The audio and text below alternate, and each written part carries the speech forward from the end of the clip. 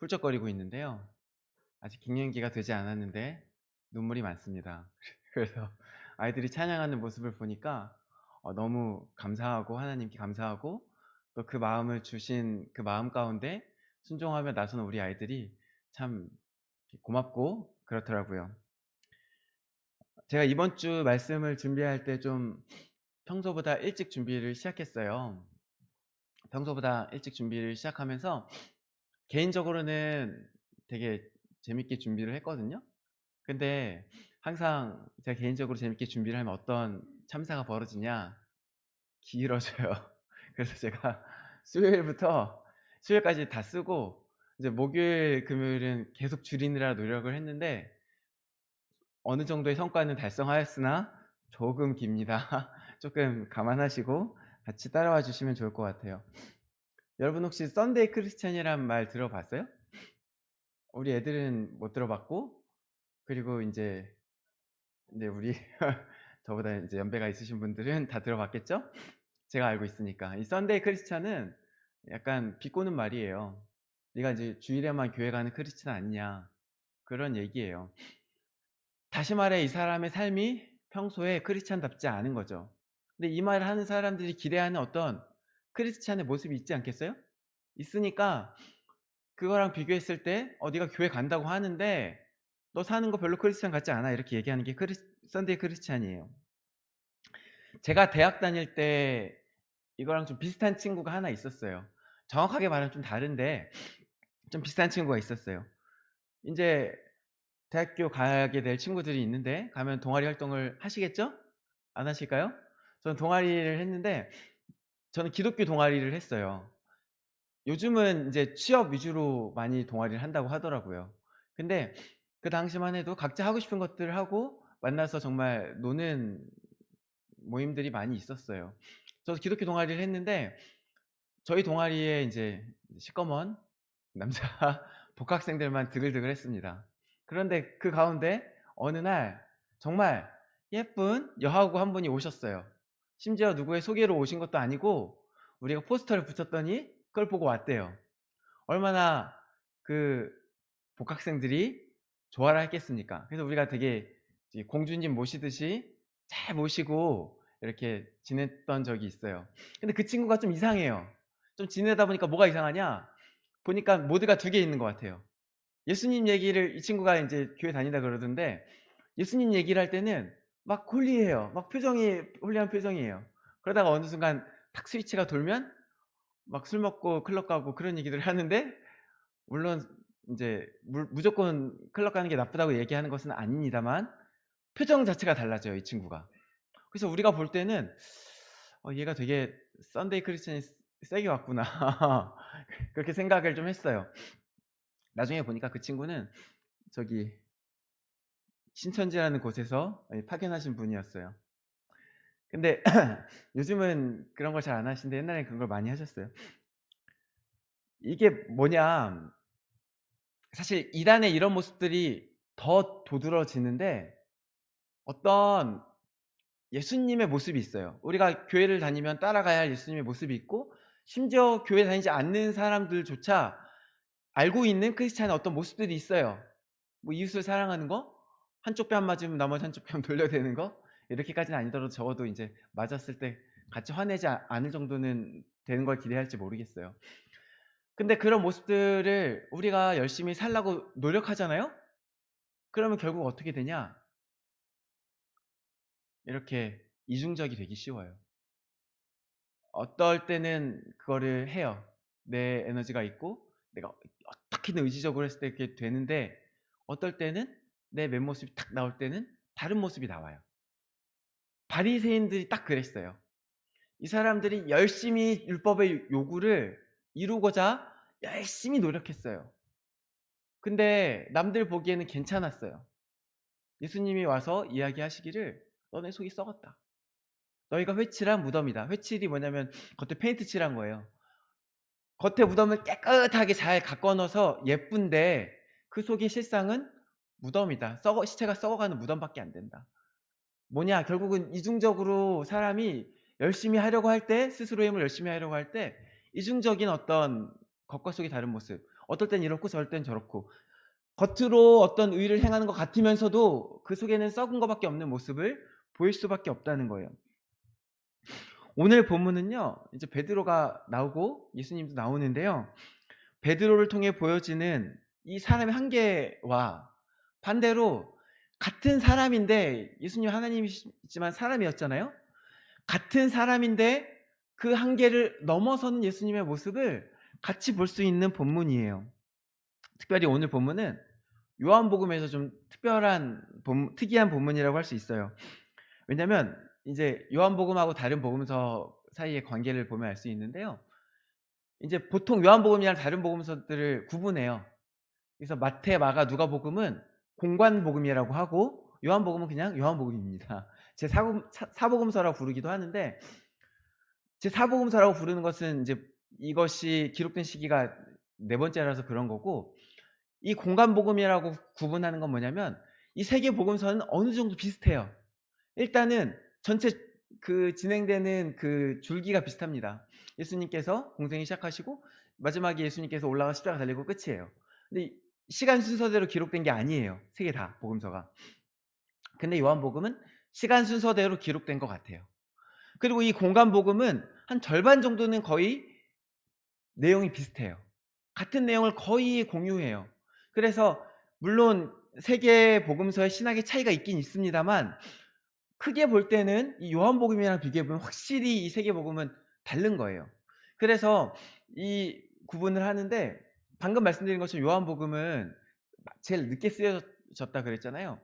요한복음이 쓰여진 시기가 이제 뭐 나중에는 요한 사후에 쓰여졌다는 얘기들까지 나왔었는데 지금은 그 학설은 많이 없어졌고 왜냐면 이제 발굴된 이제 사본 때문에 그런데 지금은 한 75년에서 90년 사이 예수님 주후 75년에서 90년 사이에 요한복음이 쓰여졌다라고 봅니다. 근데 이 시기는 이미 어떤 시기냐? 이미 세계 복음서 다 쓰여지고 널리 다 퍼진 시기예요. 그러니까 이게 아마도 이제 추측해 보기는 요한이 보기에 이미 그때 사실은 근데 이 마태, 마가, 누가복음뿐 아니라 다른 그런 쪽복음들도 많이 있었을 거예요. 이런 복음서들이 많이 퍼져 있는데 굳이 나까지 쓸 필요 있겠어? 이렇게 생각을 했을지도 모르겠어요. 그러다가 나중에 이제 복음서들이 어느 정도 자리를 잡고 교회들이 그 모습들을 자리를 잡고 있는데 교회에 어떤 여러 가지 문제들이 생기기 시작했어요. 여러 가지 이단들의 공격에 직면하기 시작했어요. 그때 사도 요한이 기존 복음서에 있는 내용 말고 이런 다른 이단들의 공격에 대답할 수 있는 신학적인 대답을 담은 복음서를 나도 쓰는 게 필요하겠다라고 생각했던 것 같아요. 하나님께서도 그렇게 인도하셨겠죠. 그래서 요한복음만 혼자 뒤에 쓰여진 거예요. 근데 봐봐요. 이미 다른 복음서들이 이미 다 퍼졌잖아요. 그리고 사도 요한이 뭐 이거는 추측이긴 하지만 이미 쓰여진 거 뭐 또 쓸 필요 있겠어라고 생각을 만약에 했다면 이 요한복음을 쓸 때 기존에 있는 복음서들을 최대한 중복하지 않게 노력했겠죠. 물론 학자들은 이 이제 뭐 마가복음을 같이 이걸 참고했다라고 생각하는 학자도 있는데 실제로 내용을 보면은 요한복음에 다른 복음서에 없는 내용들이 주로 있어요. 그리고 다른 복음서에 뭐 당연히 같이 있을 수밖에 없는 내용들도 있거든요. 예를 들면 십자가 당연히 있어야 되죠. 오늘 본문에 나온 이 순환 사건 있어야 되죠. 그리고 세례 받으신 사건 있어야 되죠. 이런 것들은 있는데 뭐 오병이어도 있어요. 근데 그런 사건들이 있을 때 약간 여기는 공간복음에 나오는 거랑 다른 뒷이야기를 쓴다거나 아니면 아예 되게 축소하여 쓴다거나 이렇게 하고 없는 내용들을 위주로 요한복음이 기록됐단 말이에요. 근데 특별히 오늘 본문은요. 이 사건이 다른 복음서에 다 있는 사건이에요. 근데 이 사건을 기록할 때 다른 복음서에 기록된 거를 축소하지 않고 거의 그대로 쓰고 추가하여 썼어요. 그럼 이러면 어떤 느낌이 드냐?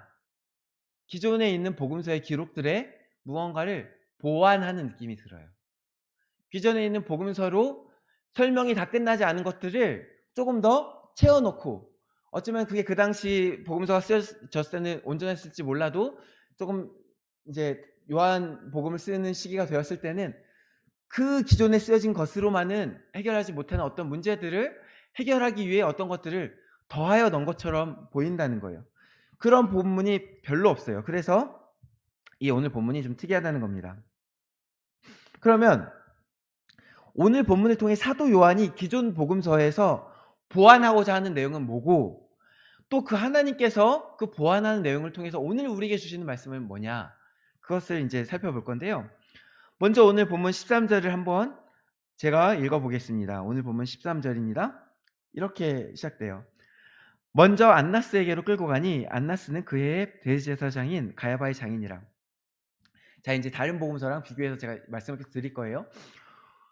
오늘 본문이 아까 말씀드린 것처럼 예수님의 순환 사건이에요. 그 순환이 시작되는 사건부터 시작해서 예수님께 순환받는 장면의 도입부를 기록하고 있어요. 예수님과 제자들이 기도하고 내려오고 있는데 배신자 가룟 유다가 이제 칼과 몽치를 들고 횃불을 들고 군대와 여러 사람들을 데리고 예수님을 잡으러 왔습니다. 성경은요, 이제 이 사람들이 군대와 대제사장들과 바리새인들에게 얻은 아랫사람들이라고 기록하고 있습니다. 이들이 이 군대를 몰고 와서 이 사람들이요, 예수님을 잡아다가 대제사장에게 잡아가요. 근데 이게 마태복음에는 뭐라고 기록됐냐? 마태복음에는 가야바에게로 가니라고 돼 있어요. 가야바라는 사람이 있습니다. 그 당시 대제사장인 사람이 가야바였어요. 그리고 다른 복음서들은 그냥 대제사장의 집으로 잡아갔다, 뭐 대제사장에게로 갔다, 이렇게 기록하고 있어요. 근데 오늘 본문에는 특별히 뭐라고 기록하고 있어요? 맨 처음 뭐라고 시작한다고요? 13절에 먼저 안나스에게로. 이게 없는 진술이에요. 기존에 없는 진술을 추가하여 넣었어요. 그러면 지금 사도 요한이 마태복음의 증언이 틀렸다라고 이야기하는 걸까요? 그건 아니에요. 지금 말한 것처럼 먼저 안나스에게 갔고 또 뒤에 쭉 읽어보면 그 다음에 가야바에게 가는 장면도 나와요. 그리고 이 안나스와 가야바의 관계가 어떤 관계인지 또 이제 성경에 나와요. 이 안나스가 가야바의 장인인데요. 지금 대제사장은 가야바예요. 근데 가야바 전에 대제사장이 안나스였어요. 이게 사실 원래는 되게 웃기는 거거든요. 왜 웃기냐면 대제사장은 원래는 종신직이에요.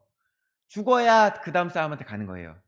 근데 여기 보면 두 사람이 같이 있죠. 그래서 이 시기에는 이제 이게 어떤 정치적인 자리가 돼가지고 이제 물려주고 물려받는 그런 자리가 됐어요. 그래서 지금 장인인 걸 보면 알겠지만 장인이 사위에게 감투 하나 물려준 거예요. 그래서 이 대제사장이 두 명 있는 상황이었어요. 그래서 대제사장에게 갔다는 표현이 틀리지 않아요. 이 사람도 대제사장이 맞거든요. 그리고 그 다음에 가야바에게 갔으니까 마태복음의 진술도 틀리지 않아요. 근데 굳이 이 진술을 더하여 넣고 있어요. 구체적으로 먼저는 안나스에게 끌고 가서 신문을 당했고 그 다음에 가야바에게 끌려가서 신문을 당했다라고 이렇게 세세하게 증언하고 있는 거예요. 또 요한복음이 다른 복음서의 내용에 추가하여 기록하고 있는 것은 15절 말씀인데요. 제가 15절 말씀 읽어보겠습니다. 시몬 베드로와 또 다른 제자 한 사람이 예수를 따르니 이 제자는 대제사장과 아는 사람이라. 예수와 함께 대제사장의 집 뜰에 들어가고. 이 내용도 다른 복음서에 없는 내용이에요. 다른 복음서에는 베드로만 나와요. 여기서 중요한 건 베드로거든요. 왜? 베드로가 예수님 부인하는 장면이 여기 있거든요. 그래서 예수님이 중요하고 그 다음 중요한 건 베드로예요. 그래서 굳이 이 사람의 존재를 같이 기록할 필요를 못 느꼈는지 모르겠어요. 그래서 기록을 안 했어요. 근데 오늘 이 사도 요한은 이 사람의 존재를 기록하고 있어요. 아마 사도 요한 자기 본인일 거예요. 이 이야기를 사도 요한이 기록하면서 특별히 뭐라고 쓰고 있냐? 바로 그 사람이 대제사장과 아는 사람이었다. 여러분, 지금 이 베드로랑 같이 가는 사람이 대제사장과 아는 사이였다는 게 관심 있습니까? 물어봤습니까? TMI 아닙니까? 근데 왜 굳이 썼을까요? 이 구절이 추가되면서 어떤 의문이 하나 해소되는 게 있는데요. 뭐냐 그게, 그래서 베드로가 그 대제사장의 집들에 들어갈 수 있었구나. 생각해 보세요. 그냥 아무 집이나 들어간 게 아니에요. 그냥 인제 열려 있는 언제나 열려 있는 우리 산보기의 마당 같은 데 들어간 게 아닙니다. 대제사장이 집에 들어갔습니다. 그날은 나름대로 오랜 시간 준비했던 거사가 진행된 날이에요. 대제사장이요, 요한복음에 보면은 한참 전부터 예수님을 잡아 죽이려고 했어요. 근데 왜 예수님을 못 잡아갔어요? 예수님 어디 있는지 몰랐습니까? 예수님께서 다니는 곳이 숨어 다니셨어요? 근데 사람들이 엄청 쫓아다녔거든요. 그 말은 뭐냐? 예수님 공개적으로 다니셨어요. 그리고 성전에서 공개적으로 가르치셨고요. 예수님 보이는 곳에 있어서 잡아가려면 언제든지 잡아갈 수 있었어요. 근데 왜 못 잡아갔어요, 그동안? 백성들이요, 예수님을 최소한 참 선지자, 최소, 그리고 최대 메시아로 봤어요. 그래서 예수님을 쫓아다니고 있었어요. 예수님을 만져서 병 고침을 받은 사람이 한둘입니까? 수백 명이에요. 예수님께서 주시는 밥 하나, 밥 한 그릇, 떡 한 그릇 먹은 사람이 한두 명입니까? 우리가 아는 것만 해도 3,000명, 5,000명 아닙니까? 8,000명이에요. 그 사람들이 다 예수님 추종 세력 아닙니까? 근데 그 사람들 앞에서 갑자기 "너 일로 와." 그래서 딱 잡아간다고 생각해 봐요. 이 사람들 가만히 있을까요? 오늘 베드로만 해도 칼 들고 쳤죠. 아, 오늘 앞에 나오죠. 오늘 앞에 있는 본문에서 베드로 칼 들고 그 종의 귀를 쳐요. 이런 일들이 없었을까요? 낮에 덤벼들었으면? 수많은 무리들이 떼거지로 몰려들어서 "쟤들 뭐야, 뭐야. 잡아, 잡아." 막 그러면서 덮치지 않았을까요? 그래서 평소에 못 잡았던 거예요. 그러다가 가룟 유다가 인제 배신하고 "내가 한적한 곳에 예수님 어디로 가시는지 내가 알아." 이렇게 해서 그 장소로 오게 된 거예요. 그러면은 봐봐요. 지금 밤이에요. 밤에 온 것도 마찬가지예요. 사람들이 없을 때 온 거예요. 밤이라서 사람들 몰래 잡아왔는데 날이 밝았어. 다른 사람들이 알게 돼. 그럼 이걸 알게 되고 시간이 주어져. 그럼 이 추종하는 무리들이 가만히 있겠어요? 예수님 구해야지. 그러면서 사람들이 무리를 이끌고 덤벼들지 않겠어요. 지금 결국 이 사람들이 나중에 인제 로마에게 넘겨버리잖아요. 로마에게 넘기면 못 덤비죠. 근데 자기들이 데리고 있을 때 그 비밀이 새어져 나가면 그 밤에라도 이 무리들에게, 백성들에게 "예수님 잡혔대. 다 일어나. 다 지금 나와." 이렇게 되면은 예수님을 다시 빼앗기지 않겠습니까? 경비가 삼엄했을 거예요, 아마. 실제로 오늘 본문에 보면은 뭘 또 추가로 기록하고 있나요? 어 16 절에 보면은 베드로는 문 밖에 서 있는지라, 그리고 문 지키는 여자에게, 이런 얘기가 나와요. 여기가 문으로만 들어갈 수 있는 담장 아니었어요. 그리고 문 지키는 여자가 있었어요. 경비가 삼엄했다는 거죠. 아무나 못 들어가는 상황이었어요. 그래서 지금 우리는 이 구절을 통해서, 이 TMI를 통해서 뭘 알게 돼요? 아, 경비가 삼엄했는데 사도 요한이 이렇게 아는 사람이라서 이렇게 서로 인사하고 들어갔구나, 알게 된 거예요. 어쩌면 이단을 비롯하여 원수들이 복음서에 기록된 이 대제사장의 신문 사건과 베드로의 부인 사건을 놓고 역사적으로 사실이냐, 있었던 일이냐 의심했는지 모르겠어요. 그 뻥 아니냐, 어떻게 들어가 거기를 베드로가, 이렇게 이야기했는지 모르겠어요. 혹은 베드로가 이때 이미 굉장히 베드로를 추종하는 자들이 많이 생겼거든요.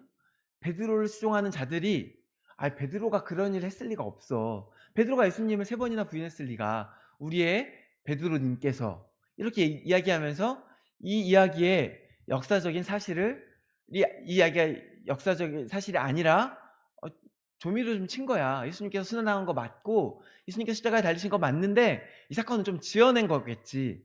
이런 이야기들이 있었을지 모르겠어요. 그래서 사도 요한은 지금 생생하게 시간 순서대로 구체적으로 이런 일이 있었고 그때는 이렇게 해서 이렇게 들어갔고 그다음엔 이런 일이 있었다, 구체적인 증언들을 더해서 이것들이 진짜 있었던 일임을, 내가 그 옆에서 직접 본 증인임을 생생하게 더하고 있는 거예요. 그래서 이 사건이 진실임을 보여주고 있는 거예요. 이런 장치가 하나 더 있는데요.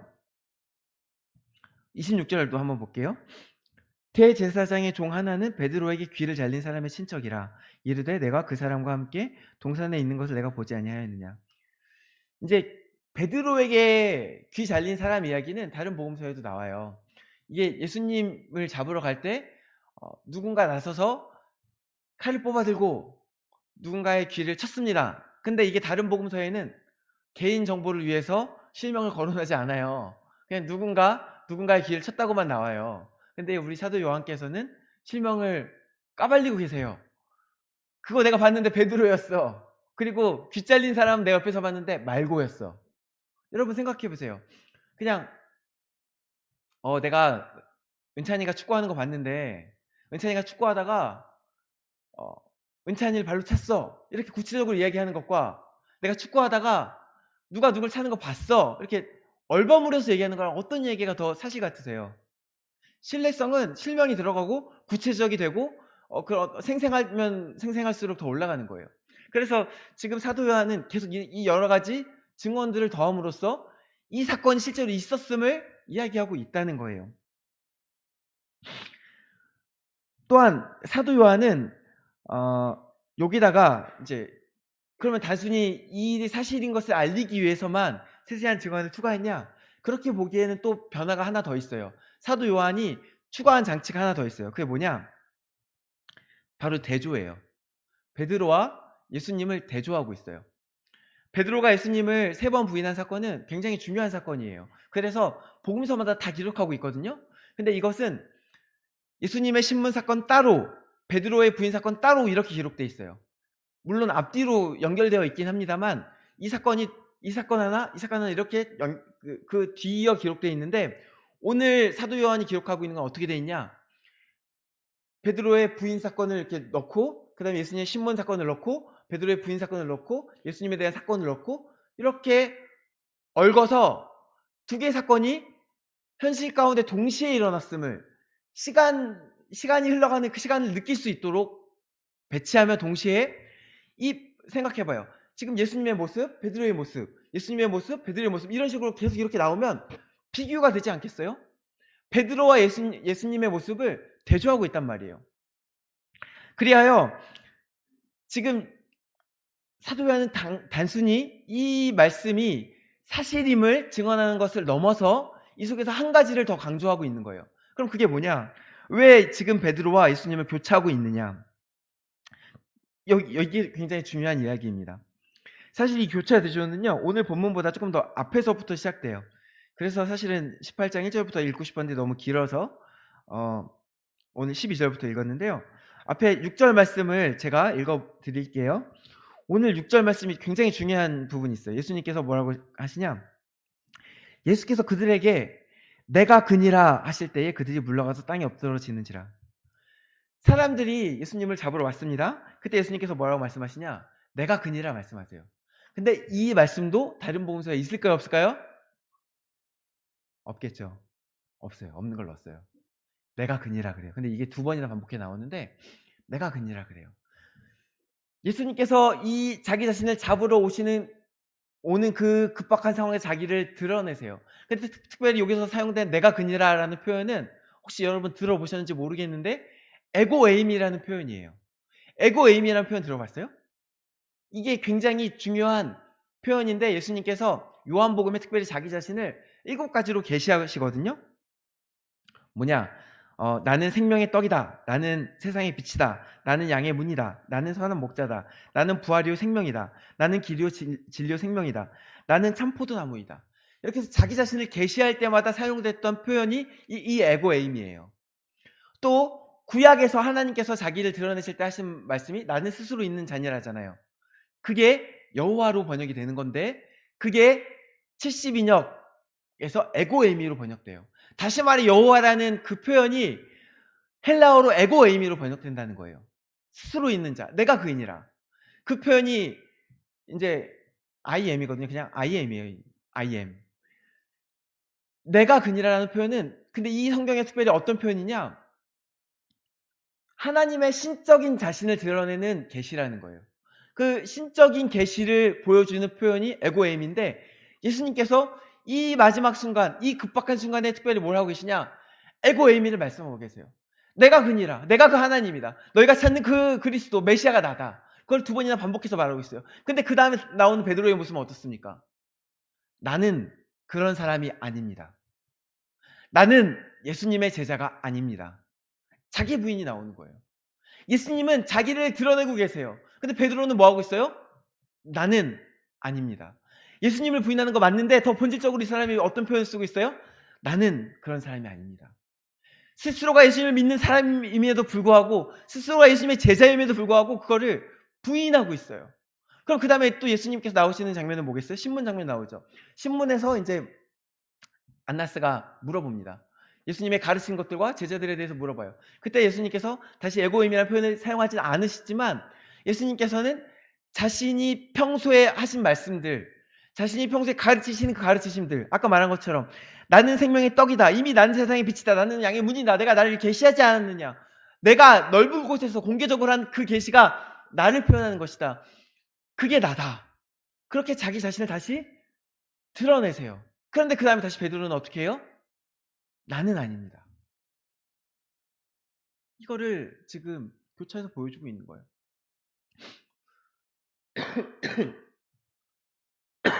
죄송합니다. 왜 사도 요한이 이걸 교차하고 있을까요? 아니, 지금 갑자기 베드로를 좀 공격하고 싶었을까요? 베드로가 정치적으로 좀 이제 많이 컸으니까. 사도 요한이 이 성경을 기록했을 때 베드로 이미 순교한 이후에요. 없어요. 죽은 사람을 공격하진 않았겠죠. 사도 요한이 보이고 싶은 것은 베드로를 깎아내리고 싶은 게 아니고요, 예수님의 모습을 보이고 싶은 거예요.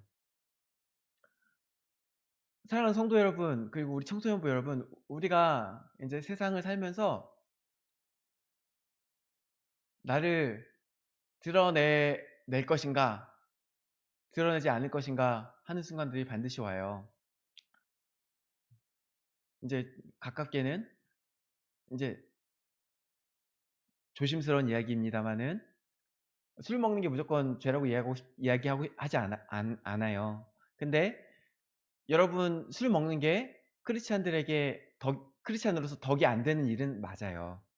사람들이 여러분에게 기대하는 것은 술 먹지 않는 모습, 거짓말하지 않는 모습, 뭐 좀 화내지 않는 모습, 이런 모습들을 기대할 거예요.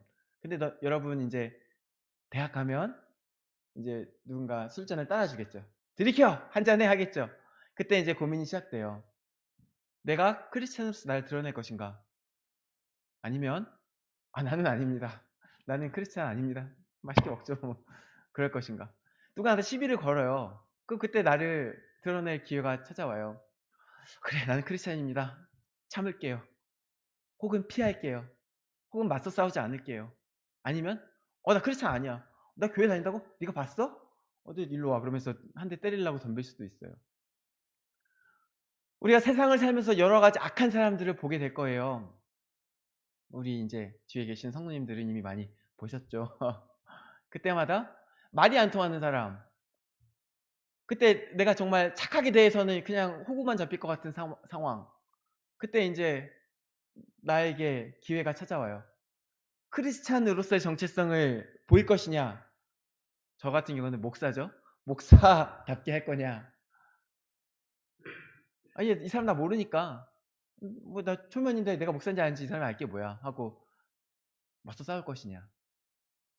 그 순간들이 매 순간 와요.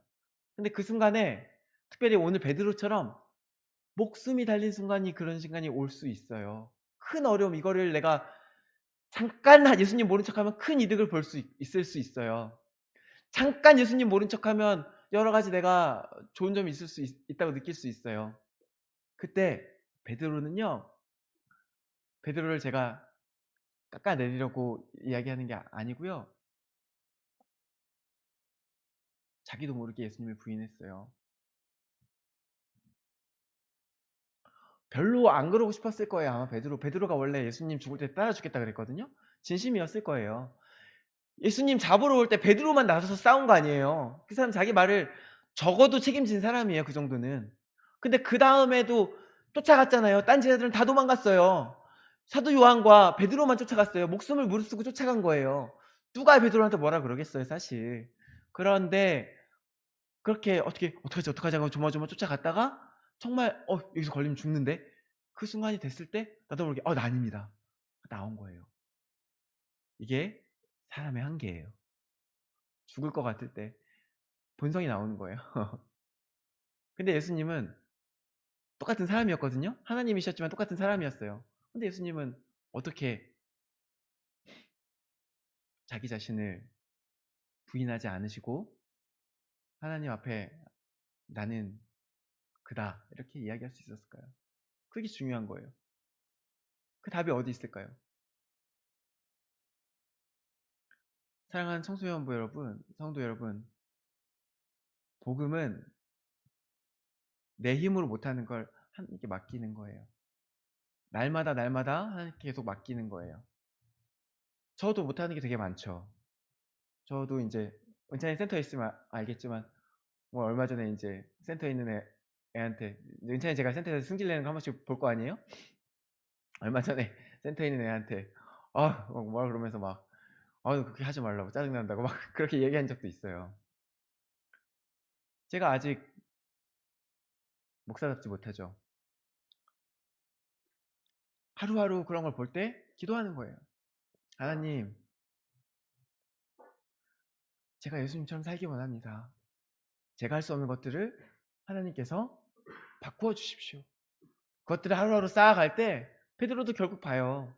지금은 이랬지만 마지막 순교했잖아요. 예수님은 처음부터 그걸 끝까지 하셨던 분이에요. 하나님께 맡긴다는 건요. 첫 번째는 기도하는 거고요. 두 번째는 순종하는 거예요.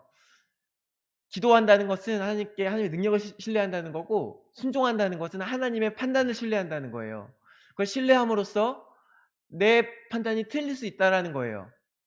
난 여기서 화내는 게 맞는 것 같은데, 난 여기 싸우는 게 맞는 것 같은데 하나님 아니라고 하니까 알겠어요 하는 거예요. 근데 내가 그 화를 못 가누겠으니까 기도하는 거예요. 하나님, 못하겠어요. 그럴 때 날마다 하나님께서 우리 안에 내주하시는 성령 하나님께서 우리를 바꾸어 가시는 거예요. 그래서 존재 자체가 바뀌게 되는 거예요. 스위치가 들어오면 크리스찬 되고 스위치 나가면 크리스찬 아니게 되는 게 아니라, 여기서는 크리스찬이고 여기서 크리스찬이 아닌 게 되는 게 아니라, 내가 죽을 것 같을 때는 크리스찬이 아닌 거고 뭐 그렇게 막 섞이는 것이 아니라 존재 자체가 날마다 바뀌어 가서 완전히 바뀌면 언젠간 예수님처럼 이렇게 되는 거예요. 사람인데, 연약한 사람인데, 죽는 게 두려운 사람인데, 손해보는 게 싫은 사람인데, 그래도 하나님 앞에 하나님을 신뢰하며 내가 바뀌어 갔을 때, 마지막 그 순간에 톡 쳤을 때 나 아니에요가 아니라 내가 그예요. 내가 크리스찬이 맞아요. 그게 나오는 거예요. 사랑하는 성도 여러분, 사랑하는 그리고 청소년부 여러분, 기도하시기 바랍니다. 매일매일 기도하며 순종하려고 노력하시기를 간절히 소망합니다.